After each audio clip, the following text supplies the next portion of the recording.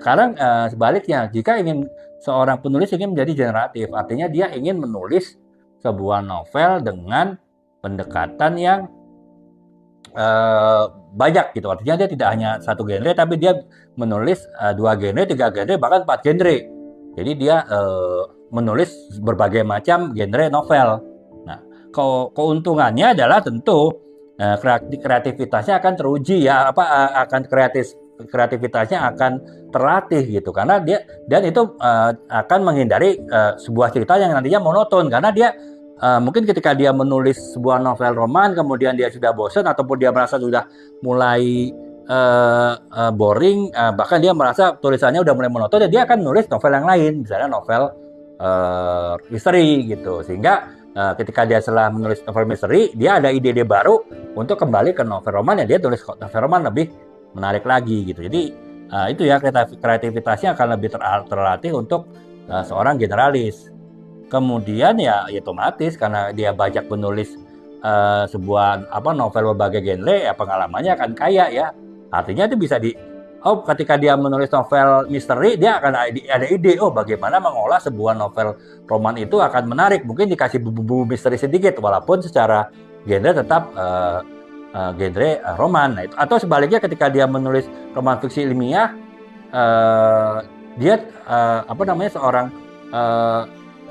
seorang yang biasa nulis novel dengan genre fiksi ilmiah, dia nulis novel roman, akhirnya dia berpikir, bagaimana saya menggabungkan nih antara sebuah novel roman dengan novel fiksi ilmiah, sehingga mungkin kalau itu bisa membuat sebuah kisah cinta yang sangat menarik di dalam sebuah kisah novel fiksi ilmiah ya. Kalau kita lihat film Star Trek kan, walaupun ada kisah cinta itu cuma hambar aja ya istilahnya ya, karena kan ya menulisnya mungkin spesialisnya di novel yang fiksi ilmiah. Tapi kalau dia akhirnya sering juga menulis novel mengenai roman cinta, mungkin dia bisa membuat sebuah kisah Star Trek dengan kisah cinta yang sangat romantis gitu. Nah, itu tadi karena pengalamannya lebih kaya, karena dia menulis berbagai macam genre yang dia bisa padukan idenya dalam sebuah tulisan berikutnya gitu. Itu yang ini ya, keunggulannya kalau generalis. Nah, kalau kelemahannya ya adalah ya otomatis kebalikannya, kurang spesialis. Ya bagaimanapun spesialis itu pasti lebih ahli daripada nggak generalis ya.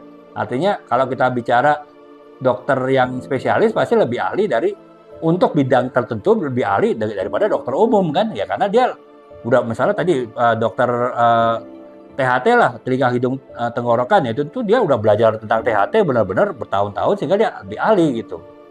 Akan tetapi ketika ada orang yang sakit gatal, walaupun mungkin sebetulnya sakit gatal karena biasa ya, maksudnya mungkin hanya karena iritasi kulit ataupun yang lain, dia nggak tahu karena dia bukan dokter kulit gitu.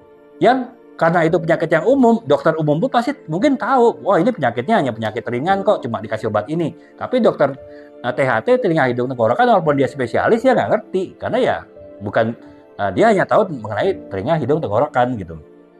Nah itu makanya resiko menjadi spesialis ya dia terlalu spesialis ya, sehingga yang hal umum yang di luar bidang spesialisnya dia nggak paham gitu ya, bisa jadi begitu.